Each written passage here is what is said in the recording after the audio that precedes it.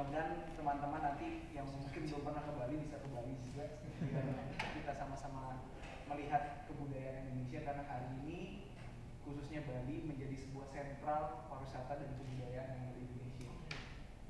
Oke, saya coba gambarkan tadi apa yang ditanyakan, apa yang disampaikan oleh teman-teman dari Malaysia. Saya pikir pertama memang kalau kita berbicara soal sejarah, bahkan sejarah jauh sebelum bangsa kita, negara kita ini ada, kita mempunyai keterikatan yang sangat dekat. Berbicara soal sejarah peradaban kerajaan, kita mempunyai sejarah yang sangat dekat. Bahkan kalau dibilang kita menjadi satu bagian Nusantara yang tidak terpisahkan. Tapi ya benar apa yang disampaikan oleh tadi teman-teman bahwa kolonialisme, imperialisme oleh Belanda dan Inggris membuat kita terpecah. Dan sekarang bagaimana kita mampu menghubungkan kembali?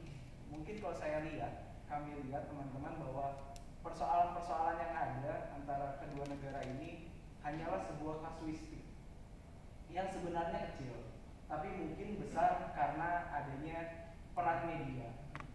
Media yang juga mungkin mempunyai kepentingan, entah kepentingan bisnis atau juga kepentingan politik.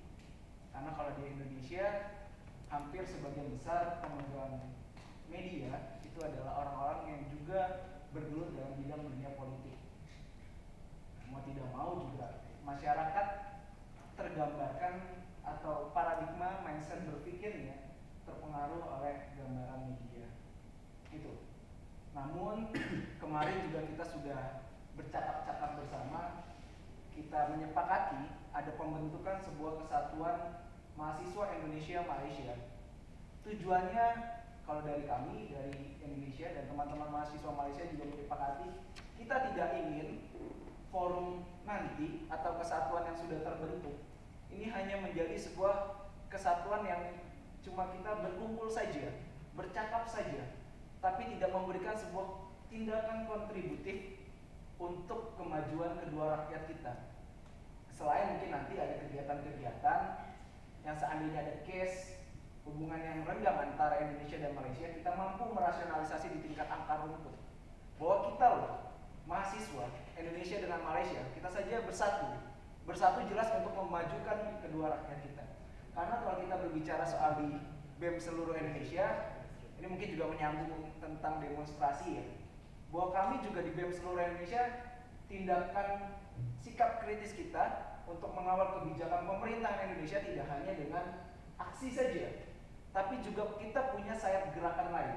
Kita punya namanya community development, yaitu sebagai sayap kita, dan kita mewajibkan teman-teman yang bergabung di BEM seluruh Indonesia untuk menggerakkan community development, yaitu pengembangan masyarakat, entah di desa atau di kota, entah bentuknya itu pengembangan ekonomi atau pengembangan pendidikan. Kalau di kampus saya punya rumah belajar BEM Universitas Udayana. Kita mengajak adik-adik kecil yang di belakang kampus, yang dari perekonomian menengah ke bawah, untuk kita ajarin pendidikan bahasa Inggris. Karena kita tahu fondasi sebuah bangsa, kemajuan sebuah bangsa ditentukan oleh sistem pendidikannya. Dan saya rasa juga hari ini kita harus sama-sama belajar, bertukar pikiran. Pendidikan Malaysia menang di sebelah mana? Pendidikan Indonesia unggul di sebelah mana? Dari sinilah apabila kita mampu bertukar, tidak hanya pemerintah saja, tapi mahasiswanya mampu bertukar bagaimana soal pendidikan yang benar, minimal kita mampu mengawal kebijakan pemerintah dan kita mampu mengimplementasikan dalam bentuk yang konkret. Itu. Kemudian kalau berbicara soal aksi ya, di Indonesia aksi atau demonstrasi memang sudah kita tersirat ya dalam sejarah gerakan mahasiswa, bahwa mahasiswa di Indonesia hampir memegang peranan-peranan penting dalam setiap perubahan bangsa.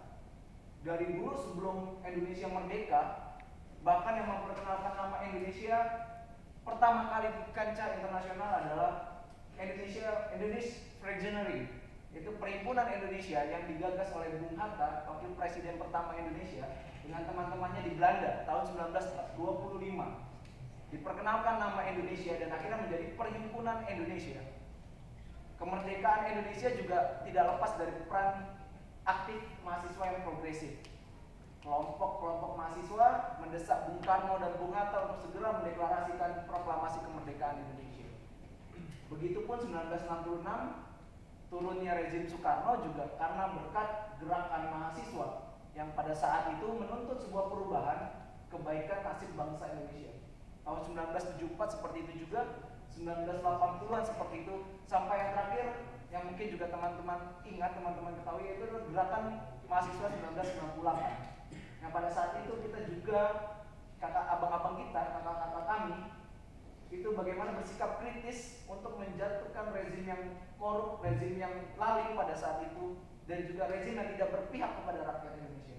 Maka daripada itu, pasca demokratisasi tahun 1998, kita juga tetap menjadi bagian kontrol pemerintahan.